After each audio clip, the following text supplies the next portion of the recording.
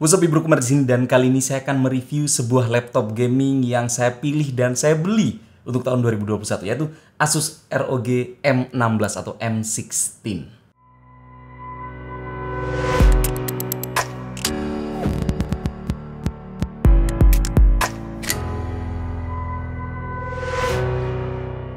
Sebenarnya proses untuk membeli laptop ini juga tidak mudah karena uang yang saya harus keluarkan itu bener-bener nggak murah. Saya punya budget 30 juta, jadi saya harus memilih di harga sekitar 30 juta laptop mana yang harus saya beli. Walaupun pada saat saya membeli ini agak sedikit over budget karena saya membeli laptop ini di harga sekitar 32 juta. Oke, cerita sedikit tentang proses membeli laptop ini. Sebelum saya memutuskan membeli Asus ROG M16 ini, ada beberapa opsi yang sudah saya masukkan wishlist. Di antaranya seperti Lenovo Legion 5, Legion 5 Pro, kemudian Asus ROG Zephyrus G14, G15, dan juga Asus ROG Strix G15. Tapi memang ada dua merek lain, yaitu Acer Predator dan juga HP yang Omen, tapi nggak tahu, saya nggak tertarik dari secara desain. Kemudian semua pilihan laptop yang saya sebutkan tadi punya konfigurasi masing-masing. Ada yang pakai Ryzen 5, 7, bahkan ada yang pakai Ryzen 9. Dan dipadukan dengan kartu grafis RTX dari 3050, 3060, sampai 3070. Sebenarnya nggak ada yang salah dengan seluruh tipe tersebut. Ryzen yang laptop series akhir-akhir ini juga sangat powerful kalau saya lihat review orang-orang. Tapi mungkin karena saya nggak pernah pakai Ryzen, jadi saya agak ragu, dan mungkin pada dasarnya saya adalah tim biru.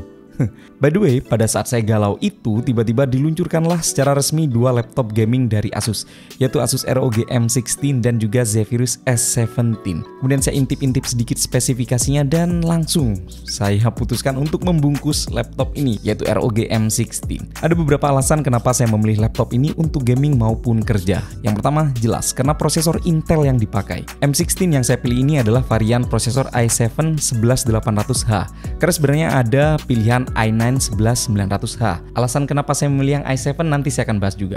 Karena laptop ini menggunakan prosesor Intel, ada dua poin yang saya tahu dan saya temukan hanya ada pada laptop berprosesor Intel ini. Yang kalau misalnya saya ambil laptop dengan prosesor Ryzen, saya tidak akan menemukan hal tersebut. Yaitu yang pertama adalah penggunaan port Thunderbolt 4, dan yang kedua adalah penggunaan PCIe NVMe Gen 4. Kedua ini jelas tidak ada di laptop Ryzen. Lalu seberapa penting hal tersebut buat saya? Dan ternyata penting sekali. Thunderbolt 4 akan kita temukan di bagian kiri laptopnya. Berkat port ini, saya akhirnya bisa punya setup yang saya impikan. Port Thunderbolt 4 ini memungkinkan saya untuk menancapkan USB dock. Ini USB dock merek Anker yang mampu merubah laptop ini menjadi mesin kerja utama saya. Karena USB dock ini punya segala hal yang saya butuhkan, seperti dua port HDMI, dua USB 3.2, SD card reader, micro SD reader, port Type-C dengan power delivery 18 watt, dan juga headphone jack. Memang sebagian besar port laptop ini sudah lumayan lengkap, tapi dengan dock ini meja saya jadi terlihat lebih rapi dibanding harus terlihat banyak kabel menancap pada tubuh laptopnya. Yang kedua adalah penggunaan NVMe PCIe Gen 4, dan ini benar-benar bikin saya senang dan bangga memiliki laptop ini. Sebagai info, speed M2 SSD Gen 4 ini ada di angka read sekitar 7000. Dan RAID di angka 5000, bandingkan dengan Gen 3 yang ada pada kebanyakan laptop gaming dengan prosesor Ryzen, yaitu sekitar 3000 aja.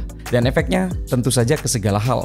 Semua terasa cepat, booting cepat, buka software cepat, buka game cepat, dan tentu saja kegiatan copy paste juga terasa super cepat. Semakin cepat laptop ini, maka segala kerjaan terasa lebih cepat dan makin produktif. Dan ya, itu adalah latar belakang saya membeli laptop ini. Sekarang, mari kita bahas bagaimana user experience menggunakan laptop ini. Oke, dimulai dari hal yang saya tidak suka dulu. Yang entah kenapa beberapa poin ini tidak pernah saya temukan pada video review teman-teman reviewer Indonesia lainnya. Yang utama ada pada posisi kipas exhaust di bagian belakang ini. Pada saat load tertinggi, yaitu pada saat gaming, bagian bawah layar laptop ini terasa super panas, bahkan merupakan titik terpanas di antara yang lain, sampai dengan 63 derajat malahan. Ini agak mengkhawatirkan, karena gimana-gimana panas itu musuh banyak komponen, termasuk salah satunya adalah layar. Tapi saya yakin hal ini sudah dipikirkan oleh para engineer Asus. Tapi karena saya baru menggunakan laptop ini sekitar 1 bulan, saya tidak menemukan masalah apapun terkait hal ini. Tapi entah bagaimana penggunaan jangka panjangnya. Toh, laptop ini juga dapat garansi 2 tahun. Jadi kalau misalnya ada apa-apa, ya saya tinggal bawa aja ke service center dan harusnya gratis. Karena itu bukan kesalahan saya. Yang saya tidak suka berikutnya adalah pemilihan bahan pada bodinya. Ini seperti dilapisi semacam coating karet gitu. Tampilannya jadi matte. Tapi jeleknya adalah sidik jari gampang sekali menempel dan membuat saya harus sering-sering membersihkan. Dan sudah, sisanya adalah hal-hal yang saya suka. Mulai dari desainnya yang tidak gaming banget. Ini cocok buat saya di mana saya tidak terlalu suka warna-warni RGB. Tidak ada lampu RGB di sekujur tubuh laptop ini, satu-satunya RGB cuma ada pada keyboardnya aja. Covernya ini berbahan metal finishing matte dengan motif lingkaran kecil-kecil yang memantulkan warna berbeda dari bagian dalamnya. Dengan sebuah emblem di pojokan logo ROG ini. Asli ini desainnya saya banget. Simple, minimalis, tapi juga elegan. Port juga lumayan lengkap. Bagian kiri ada combo audio jack, 2 USB-C, yang satu adalah Thunderbolt 4, kemudian USB 3.2 Gen 2, LAN port, HDMI, dan juga DC-in power port. Bagian kanan ada port microSD dan juga USB 3.2. Cuma yang agak mengganjal sebenarnya posisi colokan adapter yang menurut saya ini agak terlalu ke tengah. Kenapa nggak langsung ditaruh pojok kayak biasa aja, karena bikin kerasa nanggung. Kemudian berbicara mengenai adapter, di dalam kotak pembeliannya kita akan mendapatkan 2 charger. Yang pertama adalah yang paling besar dengan daya 240 watt. Ini kerasa besar sekali. Kemudian yang kedua adalah charger dengan port USB-C power delivery 100 watt yang bisa kita gunakan atau kita colokkan melalui port Thunderbolt 4. Jadi setiap harinya saya pakainya begini. Charger utama saya posisikan di setup utama saya di meja kerja, karena disinilah lokasi saya menyiksa laptop ini untuk segala hal.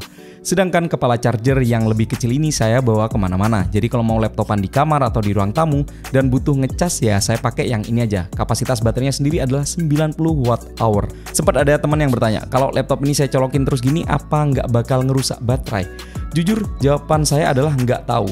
Tapi secara default, laptop ini memiliki software MyASUS. Dan di dalam software ini ada pengaturan agar baterai laptop kita memiliki umur yang lebih panjang. Di sini kita bisa atur baterai laptop ini mentok di angka berapa persisnya. Yang posisi recommended atau di tengah-tengah adalah mentok baterainya 80%. Sedangkan yang paling aman dan bakal bikin umur baterai lebih awet adalah 60%. Saya sendiri selalu set di 60% karena toh ya pakainya colok terus-menerus. Jadi pada saat saya gunakan laptop ini sebagai mesin utama, baterai laptop ini jadinya akan mentok di angka 60% terus, nggak sampai 100%. Dan ya, mungkin benar dengan hal ini akhirnya membuat laptop ini bisa punya umur baterai yang lebih lama lagi. Kemudian ada software Armoury Crate juga. Ini adalah software yang sering saya buka, karena menurut saya ini adalah control center dari segala kegiatan saya. Kita bisa atur performa laptop sesuai dengan pilihan yang tertera, seperti silent, performance, dan juga turbo. Kita juga bisa menonaktifkan GPU eksternal 3060-nya ini kalau lagi ingin laptopan nggak pakai charger. Tujuan utamanya jelas, biar lebih irit baterai. Kalau saya lagi mau ngegame, settingan saya rubah ke turbo. Kalau kerja ringan, kayak nulis, browsing, dan nonton film, mungkin saya pilih silent aja. Tapi settingan default saya ada di mode performance, biar bisa langsung kerja aja. Kalau kondisi saya menggunakan laptop ini tanpa colokan power, jelas saya pilih silent. Serta secara otomatis GPU-nya non-aktif. Jadi praktis beralih menggunakan Intel UHD grafik dari prosesor Intelnya itu sendiri. Dan ini sebuah solusi yang cerdas menurut saya. Di software ini kita bisa mengatur RGB keyboard, aktif non-aktif trackpad, suara efek, dan lain-lain. Jadi nggak heran harusnya kalau saya bilang software ini command centernya Asus ROG M16. Oke, sekarang saya ingin bahas layar. Kalau kalian lihat, layar laptop ini benar-benar memiliki bezel yang tipis di sekeliling layarnya. Atas, bawah, kanan, kiri, semuanya tipis. Asus mengklaim ini adalah laptop gaming pertama dengan bezel tipis seperti ini. Efeknya jelas memberikan experience yang nikmat sekali. Tapi walaupun punya bezel yang tipis, dia juga masih memiliki webcam yang ada di bagian atasnya ini dengan resolusi 720p. Ini agak termasuk peningkatan karena kalau misalnya dibandingkan dengan laptop Asus ROG sebelumnya seperti Zephyrus, itu bahkan nggak punya webcam. Dimensi layarnya sendiri juga agak tidak wajar, 16:10 dengan resolusi 2560x1600 alias 2K. Ini beneran bikin layarnya terasa tajam dan screen to body rasionya sendiri juga 94%. Ini sangat luas sekali. Kualitas layarnya sendiri juga juara menurut saya. Speknya seperti ini. Dengan finishing matte, anti color glare, bikin lumayan adem di mata. 165Hz refresh rate jelas bikin pengalaman gaming terasa makin enak. Buat kerja desain, edit foto, dan video jelas bisa diandalkan banget. Warnanya kerasa beneran real. Walaupun kalau dilihat dari agak samping sedikit gini warnanya agak berubah ya. Entah kenapa, beda sama laptop layar 4K OLED yang ini, yang saya punya Asus lainnya ini, kalau dilihat dari samping warnanya tidak berubah sama sekali. Oh ya, layar laptop ini punya satu kemampuan lagi, yaitu posisinya yang bisa sampai tertidur begini. Pertanyaan adalah, emang ada orang pakai laptop dengan posisi layar seperti ini? Tapi yang jelas layarnya ini juga ya lumayan sedikit wobble seperti ini. Tapi ada satu hal positif, yaitu kita bisa membuka laptop ini hanya dengan satu tangan aja. Lalu bagaimana dengan kemampuan upgrade-nya? Kalau bagian bawah laptop ini kita buka, kita akan menemukan sebuah fakta seperti berikut. RAM yang satu sudah disolder di dalam mainboard, jadi hanya tersisa satu slot RAM yang bisa kita upgrade. Itu artinya maksimum RAM yang bisa dimiliki laptop ini adalah 40 GB dengan konfigurasi 8 GB yang sudah tersolder, kemudian dengan tambahan 32 GB di slot kedua. Kemudian ada slot M2 SSD satu lagi, up to 2 TB yang sudah support NVMe PCIe Gen 4 juga. Jadi ada 2 slot untuk M2 SSD-nya. Bobot laptop ini sendiri menurut saya masuk kategori ringan untuk sebuah laptop gaming, yaitu 1,9 kg. Keyboard standar aja, balik ke selera. Cuma mungkin yang agak mengganjal adalah RGB-nya di laptop ini adalah single zone, bukan per key gitu. Tombol navigasi menurut saya juga ukurannya lumayan kecil untuk pengguna baru, jadi bisa jadi masalah kalau misalnya baru pegang, tapi kalau misalnya sudah kebiasaan ya bakal aman-aman aja. Untuk posisi mengetik, karena layar laptop ini hinge-nya bisa dinaikin terus, jadi membuat posisinya bisa lebih enak berkat ergoglifnya yang terangkat begini. Kemudian untuk performa sendiri sudah tidak perlu diragukan. Kalian bisa cek hasil tes benchmark game-game berikut ini, atau silahkan di pause kalau ingin lihat lebih lama. Kemudian untuk trackpad tidak ada keluhan, masih terasa premium karena terbuat dari gelas atau kaca, serta ukurannya juga termasuk luas. Kemudian untuk opsinya sendiri, M16 ini sebenarnya ada pilihan yang i9 11900H, tapi untuk kebutuhan saya sepertinya i7 saja udah cukup. Harganya juga lumayan, terpaut sekitar 4 juta, yang buat saya mending selisih uang tersebut saya belikan RAM atau SSD tambahan biar laptop ini makin bisa ngapa-ngapain. Speaker juga masih saya anggap cukup kencang untuk range harganya kalau bisa dibandingkan langsung dengan MacBook Pro M1 seperti ini.